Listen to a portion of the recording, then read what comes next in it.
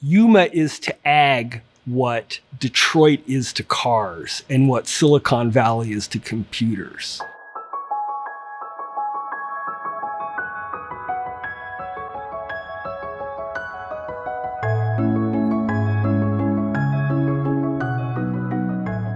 When you go to the grocery store, look and see where stuff is coming from. Every kind of lettuce, broccoli, cauliflower, spinach, from November into April. It's all going to be from Yuma.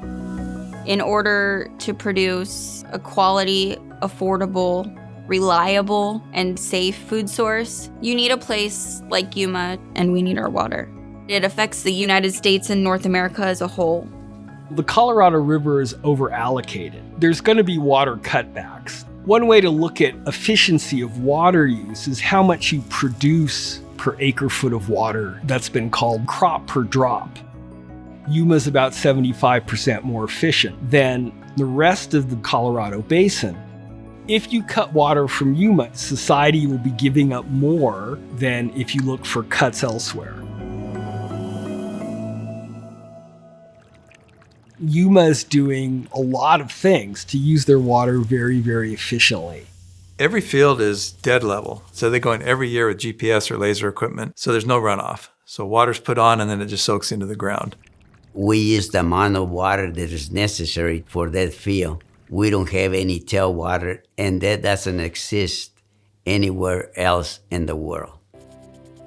People have this idea that farming is all cows and plows, it's all backwards. It's a really high-tech endeavor. They're always looking to maximize production. Now we're seeing this exponential growth in mechanization. Chemical thinners, mechanical thinners, those are amazing. You get an efficient way of safely thinning your crop mechanically. As we irrigate a crop, we want to make sure that we don't have other things growing out there. We're eliminating weeds using new laser technology. You can actually teach the software what's a weed, what's a lettuce plant. Drone technology every year gets better and better and better, and we're seeing application of pesticides, which is great, where you've got this ag-urban interface where you can't put an airplane into a field. Without the science, it'd be by guess, by golly, out on my end of the deal. Growers keep track of every gallon of water they're using in Yuma. There's other parts of the West where how much water is being used isn't even measured. We've had a lot of covariance systems. It shows you what you should be putting on, when you should be putting on for an iceberg lettuce crop, for a romaine crop. It's technology like that that helps us to produce the highest value per acre foot of water in the Colorado River Basin. We plant to harvest so that we have a steady supply from the middle of November through the middle of April. As costs rise and growers want to be more precise, transplanting is definitely becoming more and more important to these growers. I start cauliflower with transplants. When it's 115 degrees, it doesn't like to germinate, so you have to use a lot of water. If we do it with transplants, we don't have to use as much water. This is the nursery that we grow the transplants in before they're taken to the field. Each one of these houses is about 1/8 of an acre, which equates to about 40 acres in the field.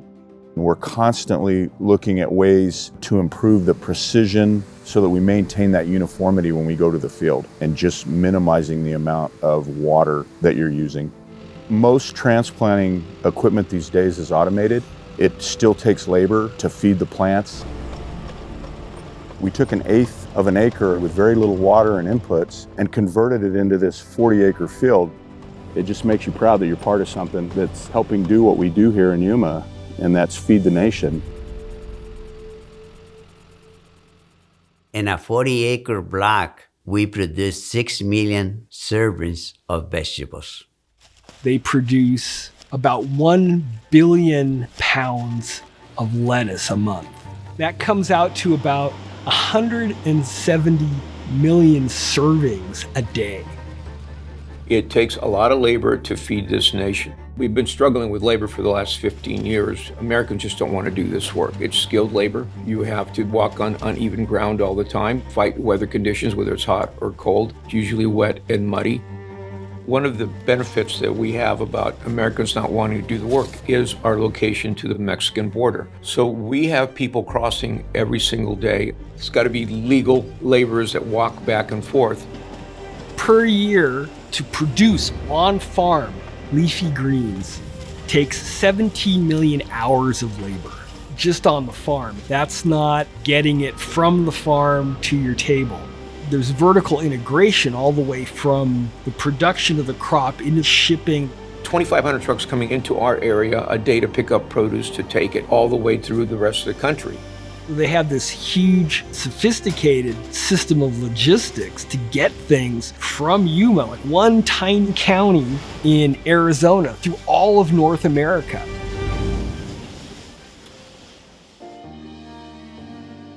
Over the last 140 years, generations of farmers have built the most efficient and productive agricultural ecosystem right here in Yuma, Arizona.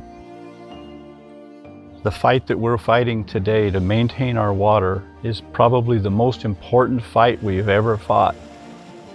All the generations before us, they had to be passionate about the opportunity that they saw in this area. Here we are 100 years later, and that passion is still there.